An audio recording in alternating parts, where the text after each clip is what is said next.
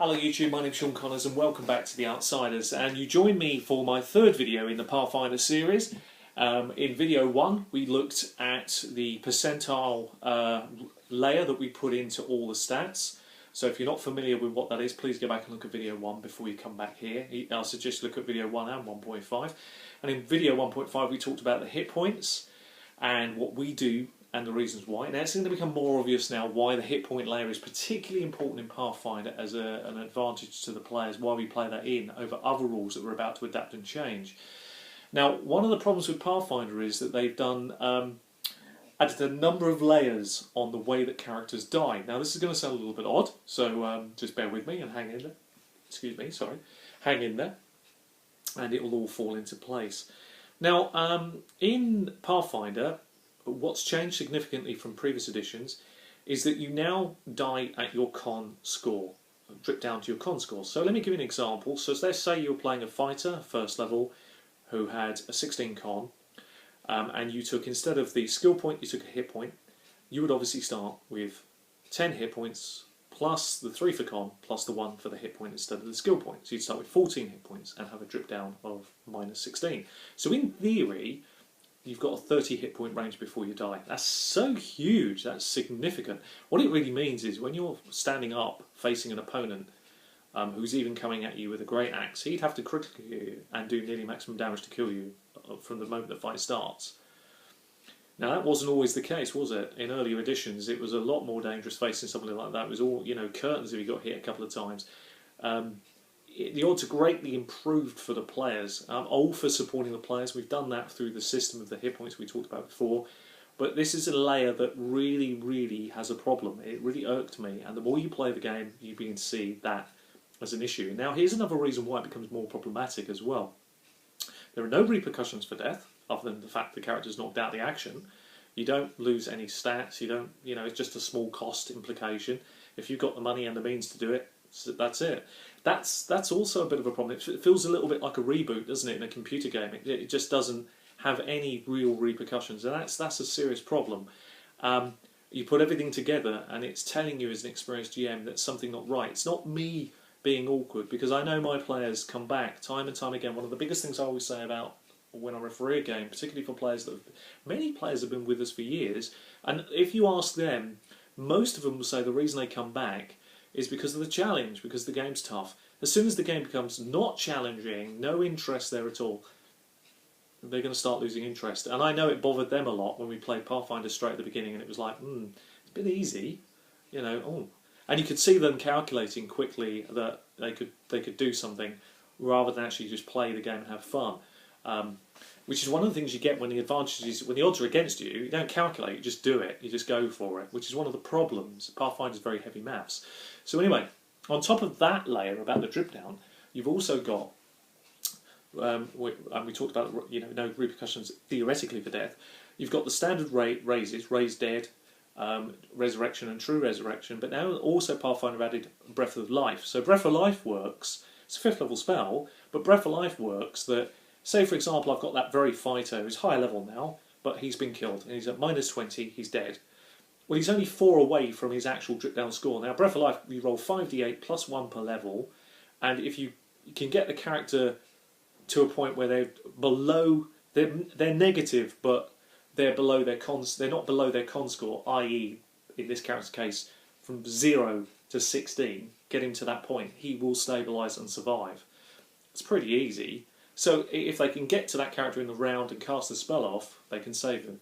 It's a problem. You know, it's obvious there's something not right here. So what am I advocating? What changes would I suggest? Well, I'm not going to change any of the spells. We've already got our own layer built in now that has a repercussion when players die. That's in video 1.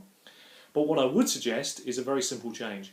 Forget the drip down to the con score. Bring it back to minus 10. Keep it really simple. If you wanted another change to it, one that I'm been weighing up a little bit, because some people say, oh, minus 10 is the same for everybody, and that's not necessarily the case because different cons.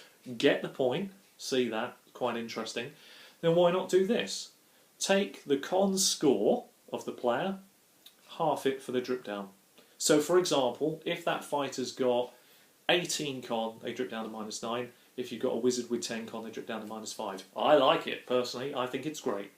So That's one you can do, or you can just go to -10. If you want my preferred method, personally, I kind of like the half the con score, because that favours the character that's improving his con over time as well.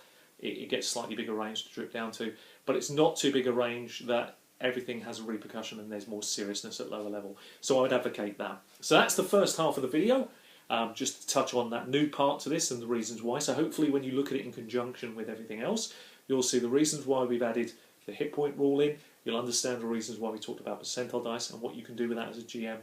And now you can understand why I needed to make some interesting changes around what works in terms of where the drip down is for characters and why the rules I use are there to support, not hinder death, but make it feel better for the logic of the game. Now, for the second half of this video, we're going to talk about crafting magic items. I got serious bugbears with Pathfinder on this.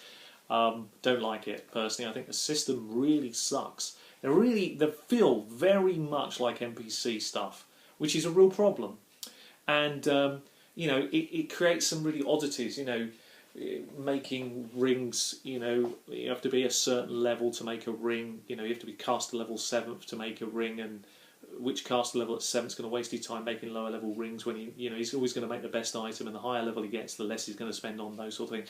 It just doesn't seem to work. Now, I've advocated this change before, played it in for a number of years, and it really, really works. I stripped out all the creation stuff. That even includes creating scrolls, brew potion, all those are gone, and in favour of that, this is what I advocate instead. Okay, even taking away the cleric's ability to scribe scroll, just remove that from the game. It's one small change against the cleric. Well, all the other advantages of Pathfinder give him, I don't think it really matters that much, quite frankly. And what we do now is add this layer in, add some new feats. And these feats are as follows. The first one is craft minor magic item. You've got to be caster level 3, and you can create magic items up to the value of 5,000 gold piece cost. Then, after you have that one, craft medium magic items, prerequisite, caster level 6, and craft minor magic items, so you have to have the one before, and can create magic items up to 25,000 gold pieces. Then there's craft major magic items, caster level 9th, and craft medium, so you have to have the previous one, and can cast and create magic items up to 50,000 gold piece cost. And finally, craft supreme magic items, prerequisite 12th level, and you have to have the previous one, which is craft major magic items, and then you can create magic items at any price. Now, what this immediately does, it creates more logic, because when you have the first one, you can create magical items up to 5,000 gold piece cost. That's anything. It really works. As soon as you get into the second one, you're talking up to 25,000. Now the group can have maybe a cleric or a particular spellcaster who can do these things. Obviously they're halving the price, it's making it more logical. You don't have to rely on some sort of shop that you've got to build or some sort of backstory over a patron. If they've got the time and the days to put into it, then they can create the magic items that the group need. Also, people can combine and help up, so where somebody, you know, and what this is really saying here, and it's quite easy, you can combine this thing with the crafting rules and work out your own subsystem.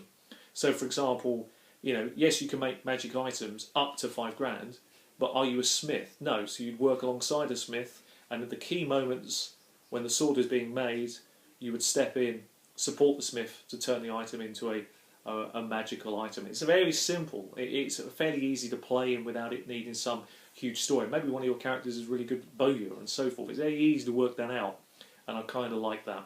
And it's easy to use the craft rules that exist in Pathfinder and make this something special, make this interesting. So I'm putting that out there for you at the end of this video for something for you to think about, because I really do believe when you look at the craft rules, there's some really, really weird oddities that exist in there. But this then gets around that. Now you could say, oh no, you can't scribe any scrolls until you reach at least 3rd level. Yes, that's absolutely right. It's a good thing. It promotes what little the players have in the early levels, and they have to get on with it. It's a good change for Pathfinder, and really, really works, pushing the players a little bit, but it's a good change.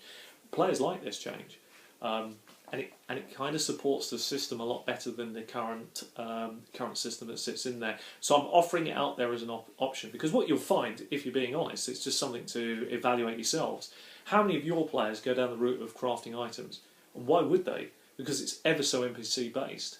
And the problem then is the players and you have to come up with reasons why certain magic items exist. This way you don't. You know, the players will quickly work out that, you know, they've got to pretty much do it for themselves, and it will create its own interest within the game, etc. And, you know, you can work, some of the subsystems that we've already discussed can work hand in hand together here, and should work very nicely. So I put it out there for you as an addition at the end of this particular video, and I thank you very much for watching, and we'll pick back up this series in a week or so's time. Anyway, take care of yourselves, and as my daughter says at the end of this video, happy gaming. I'll see you very soon. Bye bye.